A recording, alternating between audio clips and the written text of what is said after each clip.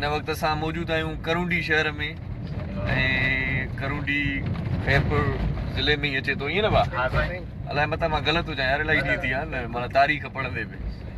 सो हिन वक़्तु करूंडीअ में असीं मौजूद आहियूं ऐं असां सां गॾु नवाज़ राजपुर साहिबु हिन वक़्तु ड्राइविंग सीट ते आहे ऐं हिन पासे जेको चश्मा हुई हिकिड़ो दोस्त कुंड में जेको वेठो आहे आर जे नईमला सूंगरो साहिबु सिंध जो मायानाज़ कंपेयर होस्ट असांजो दोस्त। हेॾो ॿियो चश्माटू यार असांजो जेको आहे सो हिन जो नालो आहे अली हबीब रतड़, ॾाढो ख़ूबसूरत शाइर आहे ऐं शाइरी ॾाढी ज़बरदस्त करे थो अॼुकल्ह ऐं आउं पाण हुन जी शाइरी पढ़ंदो बि आहियां, कॾहिं कॾहिं तव्हां ताईं पहुचाईंदो आहियां ऐं मां तव्हांजो पंहिंजो इर्शाद जागीरणी। हिन वक़्तु करूंडी जी किटिन में पाण घुमूं था पिया ऐं हीउ जेको दोस्त आहे अली हबीब रतड़ इहो असांखे पंहिंजे आवाज़ में हिकिड़ो ॿियो ख़ूबसूरत कलाम में ॿुधाईंदो। सो हिन खां पहिरियां जो आउं पाण कलाम तव्हांखे ॿुधायां सो दोस्त सुरीलो आहे हिनखे ॿुधिजे। वाह वाह वाह इरशाद वाह। हुस्न के इश्क जी दुनिया जो खुदा छो न कजे, हुस्न के इश्क जी दुनिया जो खुदा छो न कजे, हुस्न के इश्क जी दुनिया जो खुदा छो न कजे। वाह वो दिल जे काबे में नमाज, दिल जे काबे में नमाज उनखे अदा छो न कजे। हुस्न के इश्क जी दुनिया जो खुदा छो न कजे। वाह वाह वाह वाह।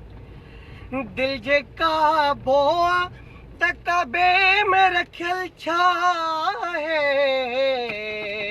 दिल जे काबो त काबे में रखियल छा है। इश्क अल्लाह हुआ, इश्क अल्लाह हुआ पो उन खां पुछा छो न कजे।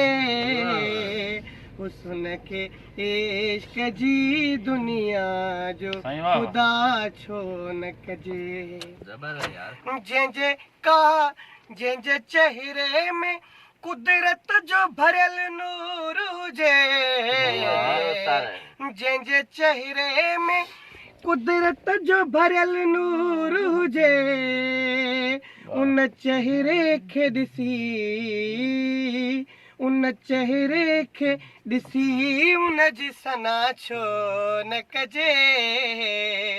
हुस्न के इश्क जी दुनिया जो खुदा छो न कजे। वो दिल जे काबे में नमाज, दिल जे काबे में नमाज उनखे अदा छो न कजे। हुस्न के इश्क जी दुनिया जो खुदा छो न कजे। शाइर चवे थो त जेको हुस्न जो अदब न करे, जेको हुस्न जो अदब न करे मैशर में उनखे पंहिंजो रब न करे। जेको हुस्न जो अदब न करे मैशर में उनखे पंहिंजो रब न करे ऐं तेसी ताईं मिली सघूं मुश्किल। वाह वाह। तेसी ताईं मिली सघूं मुश्किल जेसी ताईं ख़ुदा सबब न करे। जेको हुस्न जो अदब न करे मैशर में उनखे पंहिंजो रब न करे।